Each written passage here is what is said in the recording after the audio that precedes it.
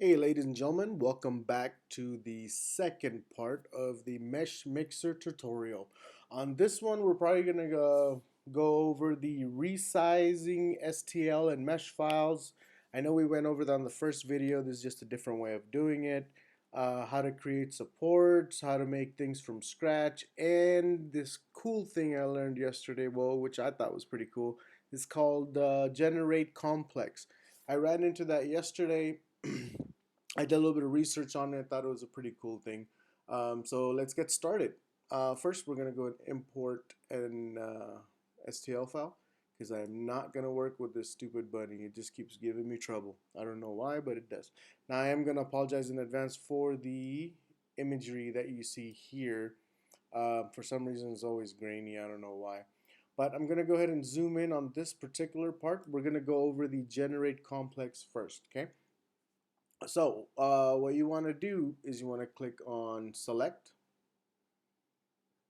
Let's make our brush size a little smaller here.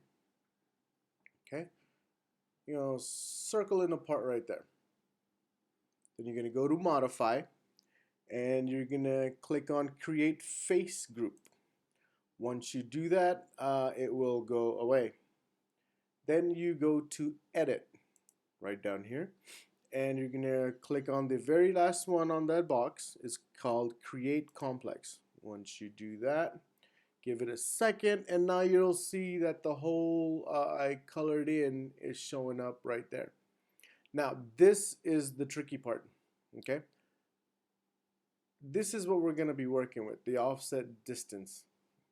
So once I click on that, you have to double click, nothing happens. Try to click on the green part.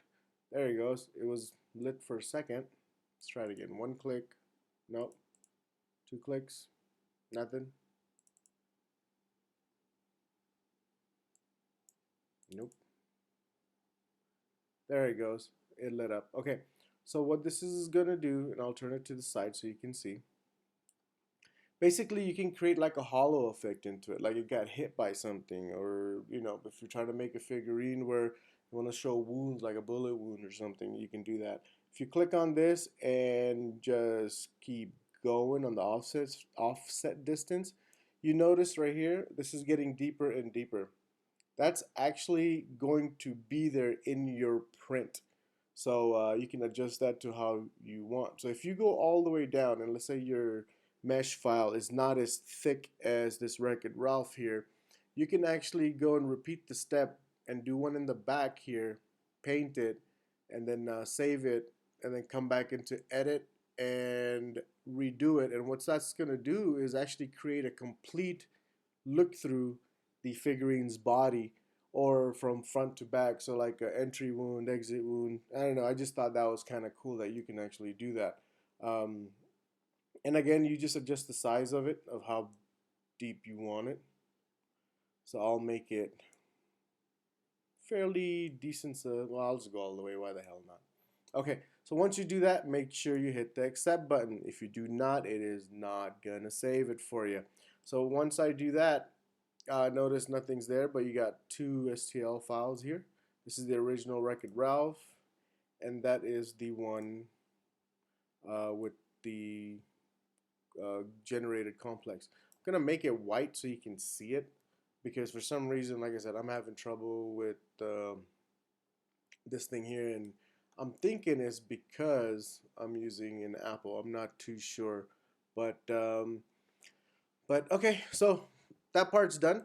I'm just gonna go ahead and hit transform. This is from the original video, guys, that you guys should know about. I'm gonna move them up forward, center this bad boy right there, bring him up a little bit. Oh, that's too high. There we go. Oh, still too high. Bam. He has landed. Alright, so I'm going to hit accept to make sure it doesn't move around anymore. So that is part one. The second thing we're going to go over is resizing. Okay, I know we've done it through this way, and you can click on the little white box and move it up and down, and it makes the figure larger. But there is another way of doing it. If you go to Analyze and go to Units and Dimensions, it brings up a little box to show you roughly how big it's going to be in total. So right now I'm sitting at X 126, Y is at 145, Z is at 50. Now these matter because depending on the size of your printing bed, you can adjust it from here instead of having to guess with the little white square that you can size from transform. So you can actually enter your exact dimension. So if you want to make it, if you have the Z-axis height but you don't have the width, or if you have the surface area but you don't have the height on it, whatever it might be. See, and this thing is pretty cool because it scales in uniform. And what I mean by that is when you change your X, it will do the Y and Z with accordance to make sure that it's exactly the same size and nothing changes. If you change Y, same thing. If you go and change Z, the same thing. So let's say if I want to make this sucker bigger, from 49 I want to go to 60. Notice once I click on the Y or the X, you can actually just click outside the box. That's all that matters. Everything changed. So my Y went to 175, my X went to 152. And let's say if I'm like, oh shit, my Y is not going to cut it. It can only handle 150. Notice when I click on just outside, it brings my Z down just by a little bit and my Y down by just a little bit to make sure it is the same size all the way around. So that's how you resize, guys. So I'm just gonna go and click done on that one. That's just another way for you to look at that and get that done. So now what are we gonna do? We are going to go over supports. Okay, so you want to go to edit, oh, I'm sorry, you want to go to analyze and you want to go to overhang. When you go to overhang, it's going to generate something for you. Let me try changing this, maybe it'll show it. But basically your overhang is going to be this part here, and you need supports for that. And how does it do that? Well, you go to overhang, and you can either auto generate, or generate support, and it'll do it by itself, or you can physically click on it and create it yourself. So if you just want to like do that, get the angles down, bam, there it is. This one was angled, so if I want to do a straight line or a straight support, now keep in mind you got to be about right. You can't go below the surface or anything like that, then it won't do it. So if you generate, let's say, supports, and you're like, oh, you know what, under the chin right here, I feel like this guy needs a little bit more support right there. Maybe he needs, because he has a big ass chin, I don't know. But you can do that on your own, but basically just click where you want to start from and put it where you want to end up. And for example, if I click here and I just go this much and I stop, nothing's gonna happen. Also, another cool thing is, let's say you don't want to have it attached to the bed itself, just click there and you can attach it to the body. But like I said, you just gotta find the right place to put it, and I think it turns light green when you do it. I could be wrong. See, it gets lighter, or it just could be because my angle's off and I can't see shit. There you go. See how it turned light green? So it's telling you can put the support there if you want, but you can't put it somewhere else. But like I said, I'm still playing with this guy, so I'm fairly new at it. I still don't know exactly what's what.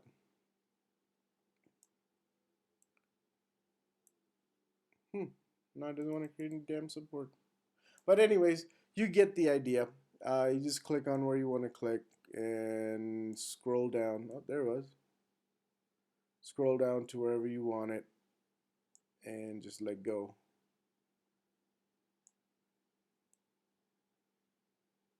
It's gonna go a little deeper this time. Let me see. Let me get a better view on this.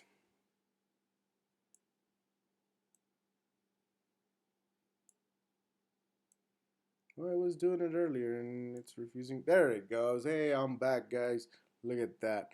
So that's one way you can do it, and that's just how to create support. So we went over support, resizing, how to do the generate complex. Now what I'm gonna do is I'm gonna go ahead and hit done, and what it'll do is save it. Now if you want, you can actually make this like one piece, including the supports here, so it'll actually print like this, not as a support but part of the print itself. And you would just click on export. Please remember STL file binary format, save it wherever you want, and that's it. And this is your original Wreck-It Ralph, which we really don't give a shit about anymore because we've modified him. Alright, so we're gonna delete that. And the last thing I'm going to show you is the pretty cool part. So we're going to import my buddy again. Go ahead and click on him. And once you do that, it's going to generate the mesh or the STL file. Now let's say the cool thing I like about what I'm going to do next is sometimes you download STL files, guys, online, and they have 6 pieces to one item. But they do it because the printer that they're currently using, and when they design it, is not meant to build that whole thing as a one piece, because it's not big enough, because they don't have the surface space. So what they do is they divide it into 6 pieces, and then once it's done, you got to print like 2 times, and then cut off the support, sand it down, and then glue it together, or whatever adhesive you use to put them together. Keep in mind, if you just bring all those parts in here and do what I'm about to do next, you can save yourself a lot of time, because you can make this into one solid piece and combine multiple pieces together. It's just going to take you anywhere from 10 to 30 minutes depending on what your item actually is. So let's say I downloaded an STL file from Thingiverse, and this was the first file. And let's just, oh, by the way, if you go to MeshMixer and you click here, it will bring up default arms, ears, heads, legs. I'm gonna go ahead and use a headpiece on that one. So what does this guy look like? Wreck-It Ralph, I would say a gorilla maybe. Yep. So I'm gonna drag the gorilla in here. Okay. So accept. So basically what I did is, let's say I downloaded a file and these were the 2 pieces, but now I gotta print them both and put them together. And I don't really want to do it that way. So I'm gonna go to edit, transform, which we learned about yesterday. I'm gonna zoom this sucker up, bring it up, rotate. We're not gonna do that. We want to use this one. Rotate it that way, and then put it that way, and hit accept. Yeah, close enough. All right. So we want to put this on his head, replace it basically. So what we're going to do is we're going to go to select, and notice if you go to select and you circle what you want taken out, and you go to, oops, I don't know what happened there. So I'm going to click here, do that. And my edit option isn't showing up, which is kind of weird. Should be an edit option right there. Well, let me figure out what exactly is going on. Alright, so I figured out what was going on. Basically, when I went to select, I had the gorilla face selected, and I didn't click on clear selection to start over. Okay, so what we're going to do now is I'm going to go here and circle that out as best as I can. Now this menu was supposed to pop up right here. So okay, so now that's on. I'm gonna go to edit. I'm gonna click on erase and fill. Now we did this yesterday as well. So what this is gonna do is it should delete Mr. Wreck-It Ralph's face. I apologize, my computer is running a little slow today for some reason. I don't know what it is. Maybe it's the cold weather outside, or maybe MeshMixer just doesn't like me. I don't know what it is. So we're gonna hit accept once all of that is done to make sure it does not change and go back. Okay, so now we're just gonna zoom around so I can show you. There it is. There's nothing there. Headless Ralph. Perfect. That's what we want. Now we're gonna take the gorilla piece here, and we're gonna go to edit and to transform. Again, this is something we learned yesterday. Hit cancel on that. And where is my little menu?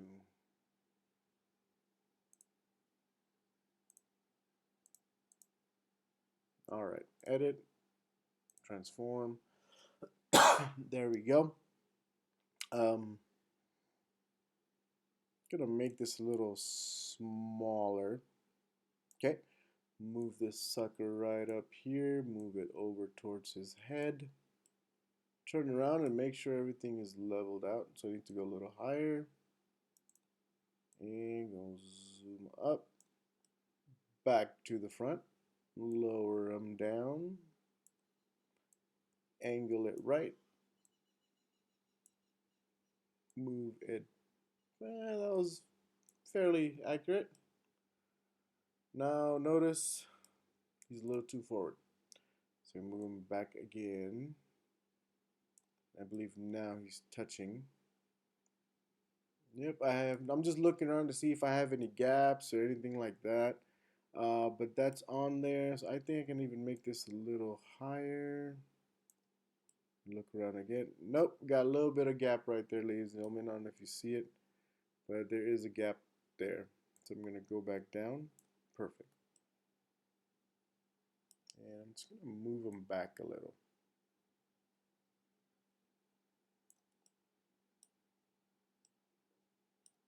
There's the back button. All right. No gaps, no holes, no nothing. This is perfect. And I'm going to go ahead and accept. And once I do that, it should generate everything as one, not one piece at this point, but showing that it is been taken care of. Okay. So now what I'm going to do is I'm going to click on the body, hold down the shift button and click on the head. Once you do that, you notice this comes up. Okay, you let go of the shift. You're gonna do a Boolean or Boolean, I think, yeah, Boolean union. So you're gonna do that. I'm just gonna generate that for you. Give it a second, and we're done. Nope, not even close. Now there's 3 damn levels to this thing. But anyways, once you do that, it's gonna make it into one piece. And then after that, we're gonna make it a solid piece. So this way there will be no issues later. So then hit accept. Unknown error. Nope, it's perfectly fine. So what we're gonna do now is we're gonna go to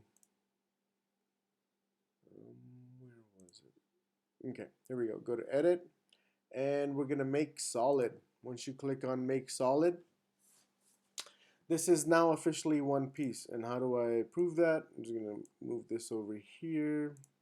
Oh, sorry, gotta hit accept first. Always forget. Go to the sphere. Put that on there. Oh, it did not. Look at that. What is going on? Because I got a little bit of overhang right there. So it can't merge something if it's not connected.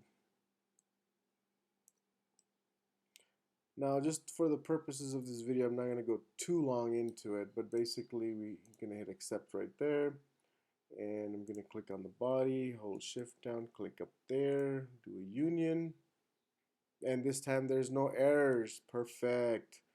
I'm going to hit accept. Oh, no, there's the error. Click that and that, and we're going to just combine. So now it's combined, so that's good. And then we're going to make solid. Perfect. Now it is one piece.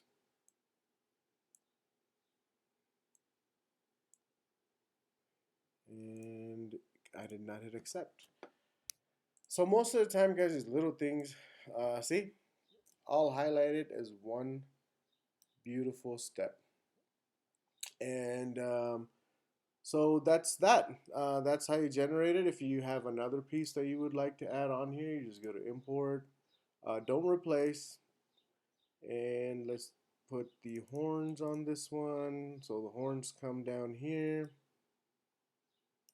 And I'm going to click on that, transform, just turn it, then lift it up, and lower it down a little bit, move it forward. Most likely I'll have to shrink this down because the monkey's head isn't going to cover it. Having a little bit of an issue. I'm just going to hit accept, change the color so I can see. Okay, click here, transform. Let's drag this over, bring it down. Oops, too much right there. Okay, I think we need to go down a little bit more.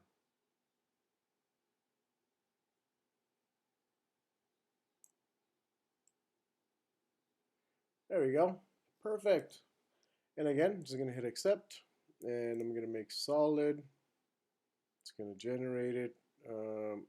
Accept again. Go to shader, just make sure everything's good. Nope, it is 2 pieces. Alright, what did we do wrong here, guys? Oh, I know, we got to click on this piece, hold on the shift up here, and we already did make solid. Just checking for errors, everything is good.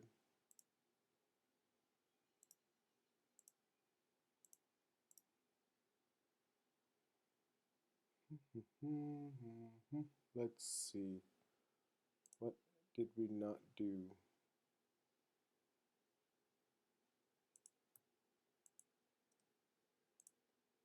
Combine, there it is. Ah, that's what we forgot. We're gonna combine it and then make it solid. And there we go. Woo, look at that. Before I do that, gotta hit accept. Now I'm gonna click on here and just change the color to show you guys that it is, oh, there's still brown in there. Don't wanna do that.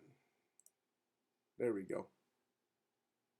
Now it's one piece because there's multiple files here that I've already done. So anyways, that's it, guys. So you just combine multiple things to that, and make sure right here, because you've done so many changes, there's different things. So this one's just the hat itself, this one is just the Ralph itself. So click on the one that does everything. So this one has all of it, and we're just gonna go here and change the color on it. I don't know why it's doing that, but once you do that, you're just gonna hit export. I'm gonna save it as sample 6. STL file selected. I'm gonna save it. It's gonna compute it. Then I'm just gonna open Cura. Now, again, I'm just gonna point out something. This is a great way of combining multiple parts into one. Now, unless it's a mechanical part, you don't want to do this because you need to function and rotate and do things like that. But if it's like an action figure or a figurine, or let's say you like the Little Mermaid but you don't like her face, and you like Beauty and the Beast face, you can take Beauty and the Beast top part, Little Mermaid tail on the bottom part, combine it, and then you have a beastie fish. There you go, problem solved. But you can modify it, you can do whatever you want. These are just the basic features, guys, that I think you're gonna use. I don't know everything about this program, but those are the main things that I have used, and I thought it was pretty cool. Now, got my fingers crossed. Hopefully the hat, everything shows up. Oh, look at that. Look at that. Amazing. Wow, that worked out. Now, there'll be some fine detailing that you'll have to do there, but you got overhang here, which means we just didn't do a great job on attaching the head to the body. We got his little thorn crown on there. But besides that, everything's done. You can just modify it, scale this sucker as high as you want, set your parameters here, save it, and make it into a G code, and bam, there you go. You're all set.